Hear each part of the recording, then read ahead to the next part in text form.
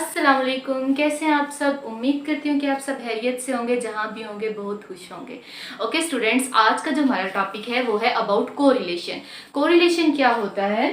Correlation, the interdependence between two variable is called correlation. यानी कि दो वेरिएबल्स के दरमियान में जो रिलेशनशिप होता है वो क्या होता है? कोरिलेशन होता है। यानी कि जैसे कि हमारे पास two types of the correlation होते हैं। एक होता है डायरेक्ट कोरिलेशन, ठीक है, जिसको हम पॉजिटिव कोरिलेशन भी कहते हैं, या फिर इसको हम पॉजिटिव कोरिलेशन भी कहते हैं। कैसे? हमारे पास कोई से, फॉर एग्जांपल मैं आपको एग्जांपल देती हूँ, हमारे पास कोई से दो वेरिएबल हैं एक्स और वाई, ठीक है। अगर हमारे पास एक वेरिएबल इंक्रीज हो रहा है, एक्स इंक्रीज हो रहा है, इसी के मुताबिक हमारे पास y भी इक्वली इंक्रीज हो रहा है, तो वो क्या कहलाता है? वो डायरेक्ट कोरिलेशन कहलाता है या फिर पॉजिटिव कोरिलेशन कहलाता है। एक्चुअली में जो कोरिलेशन होता है ये हमारी ये चेक करने के लिए यूज होता है कि जो दो वेरिएबल हैं वो आपस में कहाँ पे एक दूसरे पे डिपेंडेंट होते हैं। यानी कि एक के बढ़ने से दूसरे पे क्या इफेक्ट पड़ता है। एक वेरिएबल अगर इंक्रीज हो रहा है तो दूसरा इंक्रीज हो रहा है या डिक्रीज हो रहा है। अगर तो वो दूसरा भी उसी लिहाज से इंक्रीज हो रहा है तो वो क्या कहलाता है? वो डायरेक्ट कोरिलेशन कहलाता है या फिर पॉजिटिव कोरिलेशन कहलाता है। इसी तरह इसका एक और है जो कि कहलाता है नेगेटिव कोरिलेशन। नेगेटिव कोरिलेशन या फिर क्या कहलाता है? Inverse correlation. नाम से ही हमें पता चल जाता है कि इनवर्स से मुराद है कि हमारे पास दो वेरिएबल हैं, एक्स और वाई वेरिएबल है। इसमें से एक वेरिएबल जब क्या करता है? इंक्रीज करता है तो दूसरा डिक्रीज करता है। तो ये क्या कहलाता है? ये इनवर्स कोरिलेशन कहलाता है।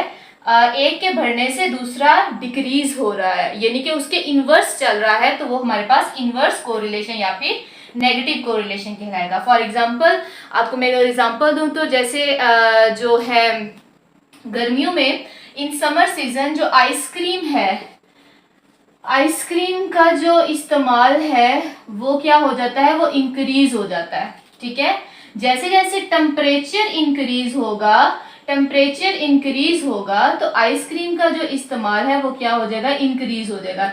इसका मतलब है कि यहाँ पे ये एक पॉजिटिव कोरिलेशन है, ठीक है। ये डायरेक्ट कोरिलेशन है। एक कोरिलेशन के बढ़ने, एक वेरिएबल यानी कि टेम्परेचर के बढ़ने से हमारे आइसक्रीम जो है वो भी इंक्रीज कर रही है, जिसको हमने नाम, जो दूसरा वेरिएबल है उसको हमने नाम दिया आइसक्रीम का। इसी तरह एक और एग्जांपल देती हूँ। मेरे पास एक वेरिएबल है एक्स, कोई वेरिएबल है, उसको मैं नाम दे देती हूँ समर सीजन, या फिर टेम्परेचर का मैं उसको नाम दे देती हूँ, चलिए टेम्परेचर का उसको नाम दे देती हूँ टी से, ठीक है, टेम्परेचर। और वाई वेरिएबल है जिसको मैंने एग, ठीक है।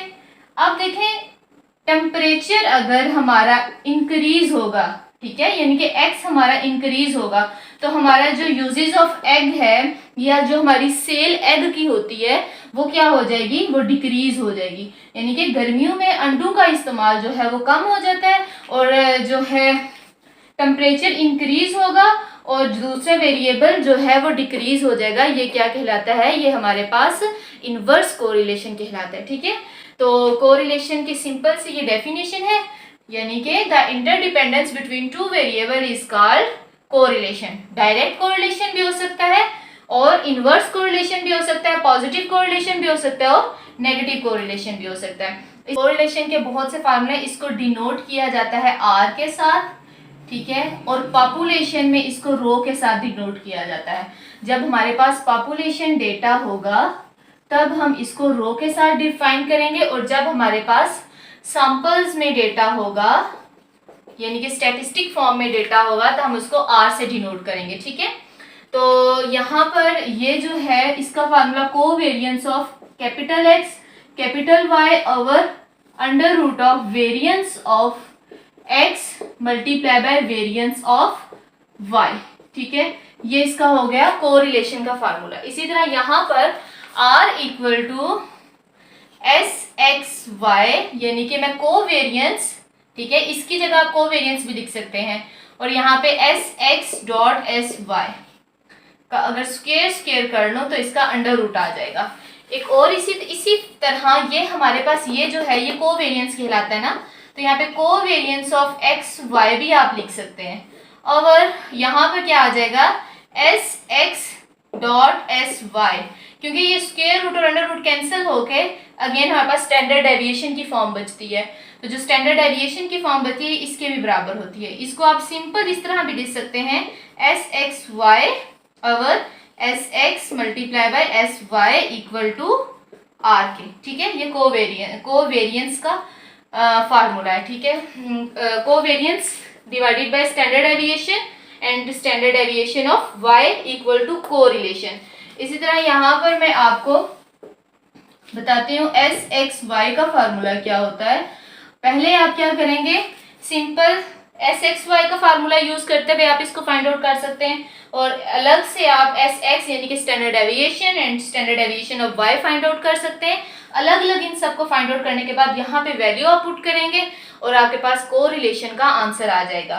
अदरवाइज आप यहाँ पर, मैं आपको यहाँ पे फार्मूले भी लिख के दे देती हूँ। यहाँ पर एस एक्स वाई क्या होता है, s x Y over n minus summation x summation Y over n, ये कोवेरियंस का फार्मूला है। इसी तरह स्टैंडर्ड डेविएशन ऑफ एक्स का फार्मूला क्या होगा, summation x square over n minus summation x over n का whole square, and standard deviation of y का फार्मूला क्या होगा, under root of summation y square over n minus summation y over n का whole square.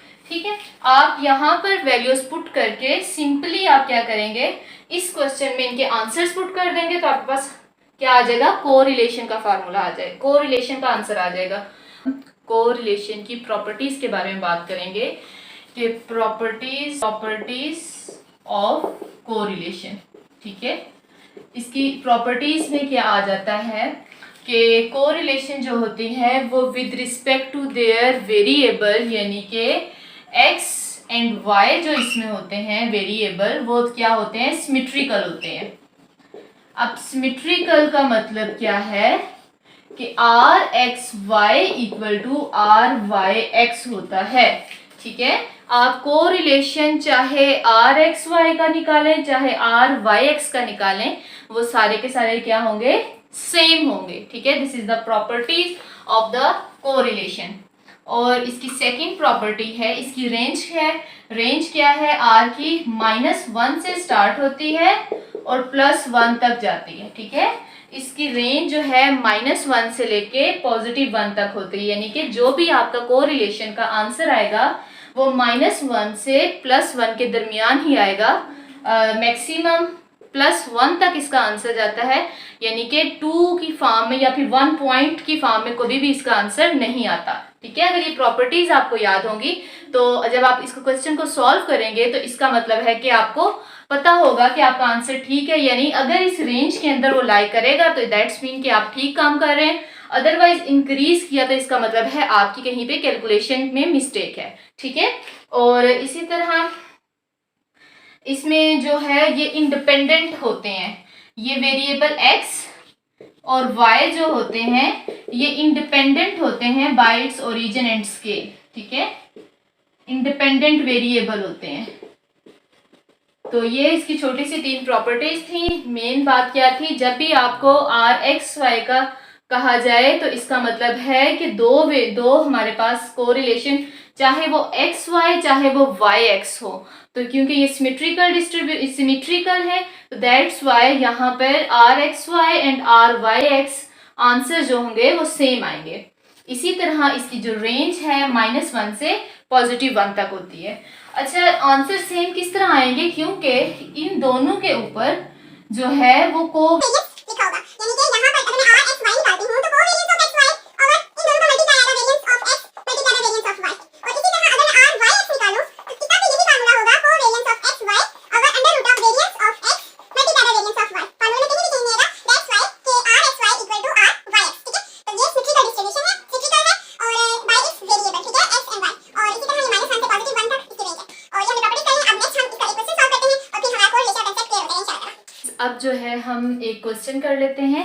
10.4 है, 10 chapter है third year का और 14 question जो है वो हम सॉल्व करेंगे। यहाँ पे एक्चुअली मैंने सॉल्व कर लिया है टाइम शॉर्ट होने की वजह से। आपको क्वेश्चन गिवन होगा x और y, ठीक है। x और y जो है वो हमें गिवन होते हैं, दो वेरिएबल्स की वैल्यू हमें गिवन होंगी। हमने क्या करना है, क्वेश्चन जो है वेरिएबल, हमने पहले फर्स्ट ऑफ ऑल आपने कोई भी स्टैट्स का क्वेश्चन करना है, आपने सबसे पहले फार्मूला लिखना है। यहाँ पर मैंने आपको बताया था कि R X Y equal to S x Y over under root of variance of X multiply variance of Y, ठीक है। यहाँ पे डायरेक्ट मैंने कोवेरियंस का फार्मूला लिख लिया और इसी तरह यहाँ पर मैंने कौन सा फार्मूला लिखा है, variance of X and variance of Y का मैंने फार्मूला लिख लिया, ठीक है। तो यहाँ पे डायरेक्ट आप ये फार्मूला भी याद कर सकते हैं, R X Y equal to summation X Y minus summation x summation Y over N under root of summation x square minus summation X का होल स्क्वायर ओवर एन, और मल्टीप्लीकेशन करेंगे वेरियंस ऑफ वाई को, यानी कि summation Y square minus summation Y का whole square over N, ठीक है। यहाँ पे जो डिवाइजर में एन आता था ना और इसके डिवाइजर में वो एन आता था, वो आपस में कटिंग होने की वजह से इस वजह से यहाँ पे से वो खत्म हो चुका है, ठीक है। तो अब यहाँ पर हम क्या करेंगे, फर्स्ट ऑफ ऑल हमें क्या क्या चाहिए, आपने पहले स्टैट्स का रूल है, सबसे पहले जब भी क्वेश्चन आएगा, कोई भी क्वेश्चन आएगा, आपने पहले उसका फार्मूला लिखना है। वो फार्मूला लिखने के बाद आपने उसमें देखना है कि आपको क्या क्या चीज़ें रिक्वायर्ड है, और जो जो चीज़ें आपको रिक्वायर्ड होंगी आपने वो फाइंड आउट कर लेनी है, और वो वहाँ पे वैल्यूज पुट करके आपके पास सिंपली आंसर आ जाएगा, ठीक है। It's too much easy question. तो आपको यहाँ पे एक्स वाई चाहिए, समीशन एक्स, समीशन का मतलब यानी कि इनको प्लस करके हमें एक्स की वैल्यू को प्लस करके जो आंसर आएगा उसको समीशन एक्स बोलते हैं, और समीशन वाई, और इसी तरह हमें एक्स स्क्वायर का एक कॉलम चाहिए, एक वाई स्क्वायर का कॉलम चाहिए। तो हम यहाँ पे बना लेंगे, सबसे पहले हमें एक्स वाई चाहिए तो हम एक्स वाई का एक कॉलम बना लेंगे, यानी कि हम एक्स और वाई के कॉलम्स को आपस में मल्टीप्लाई करेंगे। 2 को 18 से मल्टीप्लाई किया, 4 को 12 से, 5 को 10 से एंड 6 को 8 से, इसी तरह मल्टीप्लाई करके हमारे पास एक नेक्स्ट कॉलम बन जाएगा, ठीक है।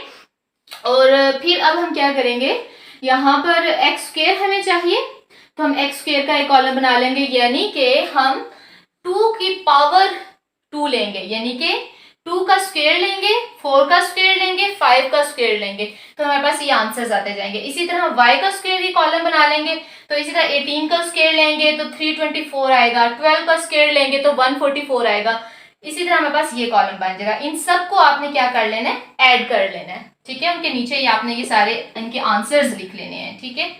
तो अब आपने क्या करना है, इस फॉर्मूले के अंदर आपने वैल्यू पुट करनी है। सबसे पहले क्या है, समीशन एक्स वाई, ठीक है। तो समीशन एक्स वाई का आंसर क्या है, 293, हमने 293 पुट कर दिया। उसके बाद क्या, माइनस, माइनस लिखा, समीशन एक्स यानी कि एक्स का सम क्या है 36, ठीक है। तो यहाँ पे आपने 36 पुट किया और इसका होल स्क्वायर ले लेंगे बाद में। यहाँ पर हमें समीशन एक्स चाहिए था, हमने 36 पुट कर लिया, समीशन वाई चाहिए था और समीशन वाई का आंसर क्या है 60, तो यहाँ पे हमने समीशन वाई की जगह 60 पुट कर दिया। डिवाइजर में n है तो n की जगह यानी कि total number of observation 1 2 3 4 5 6, total number of observation हमारे पास 6 है, तो हमने इसको यहाँ पे 6 पुट कर दिया, ठीक है। तो अब यहाँ पर हम इसी तरह डिवाइजर में समीशन x का वैल्यू पुट करेंगे, समीशन एक्स स्क्वायर की वैल्यू पुट करेंगे, समीशन एक्स की वैल्यू पुट करेंगे और बाद में इस वैल्यू का स्क्वायर ले लेंगे, ठीक है। और इसी तरह समीशन वाई स्क्वायर की वैल्यू पुट करेंगे और यहाँ पर समीशन वाई की वैल्यू पुट करेंगे और बाद में इसका स्क्वायर लेंगे, ठीक है। और इस सबको हमने सॉल्व करने के बाद हमारे पास ये आंसर आया -67 डिवाइडेड बाय 72.80, ठीक है। यहाँ पे आपने सबसे पहले, मैं कैलकुलेशन का तरीका भी बता देती हूँ। सबसे पहले हमने क्या करना होता है, डिवाइड, यहाँ पे इन दोनों को, इस दोनों के नीचे ये 6 है ना, तो पहले आपने 60 को 36 से मल्टीप्लाई करना है, जो आंसर आएगा उसको डिवाइड करना है 6 से, और फिर 293 माइनस वो जो आंसर आएगा उससे आपने क्या करना है, डिवाइड, वो माइनस कर देना है, ठीक है। तो सबसे पहले डिमैक्स रूल के जरिए हमेशा कैलकुलेशन किया करें, कभी भी आप पहले माइनस ना किया करें, प्लस ना किया करें। सबसे पहले अगर क्वेश्चन में देखा करें अगर डिवीजन है तो डिवीजन किया करें, उसके बाद फिर डिमैक्स रूल होता है divide, multiplication, addition and subtraction, ठीक है, उसको फॉलो करते हुए आपने इसको सॉल्व करना है, तब आपके पास आंसर जो है वो ठीक आएगा। तो इन शॉर्ट बात ये कि इसको सॉल्व करने के बाद आपके पास 67 ओवर 72.80 आएगा। तो ये देखें, ये हमारे पास आंसर -0.92, -1 से ये क्या है, लेस नहीं है, क्योंकि हमारे पास -0.92 जो होता है वो ग्रेटर देन होता है -1 के। ठीक है, -1 is less than -0.92, that's why ये रेंज के अंदर लाई कर रहा है, क्योंकि -0.92 जो है ये बड़ा है -1 से। तो हमारी रेंज क्या थी, -1 से +1 तक जाना था। तो -1 से +1 के दरमियान ही ये वाले वाला आंसर लाई कर रहा है, इसका मतलब हमारा आंसर ठीक होने के चांसेस हैं। ठीक है, तो इसी तरह आपने क्वेश्चन सॉल्व करना है। कोरिलेशन के बारे में सिर्फ और सिर्फ आपने 3 चीजें याद रखनी है। वो ये सबसे पहली बात है, उसका फार्मूला याद रखना है। ठीक है, वो बहुत ज्यादा इंपॉर्टेंट बात है। और दूसरी बात ये कि आपने कोरिलेशन की रेंज याद रखनी है, और इसके बाद आपने ये याद रखना है कि दो कोरिलेशन जिनके RXY एंड RYX जो है वो दोनों RXY = RYX के होते हैं। और एक और छोटी सी लास्ट में ये बात बता दूं कि दो slope of regression equal to correlation होता है। R = √BYX × BXY। ठीक है, टू रिग्रेशन स्लोप, इसको B जो थे हमारे, हमने रिग्रेशन में फाइंड आउट किए थे B की वैल्यू, तो टू रिग्रेशन स्लोप जो होते हैं ना, उनका मल्टीप्लाई करके उनका अंडर रूट लेना, वो इक्वल टू R की होता है। ठीक है, ये एक बहुत इंपॉर्टेंट बात है, ये आप याद कर लीजिएगा। कभी भी आपके पास दो रिग्रेशन लाइन स्लोप हो, यानी कि B की वैल्यू गिवन दी गई हो और आपको बोला जाए कोरिलेशन फाइंड आउट करें, तो आपने इस फार्मूले से फाइंड आउट करना है, यानी कि geometric mean of the two regression slope is equal to correlation. ठीक है, थैंक यू सो मच।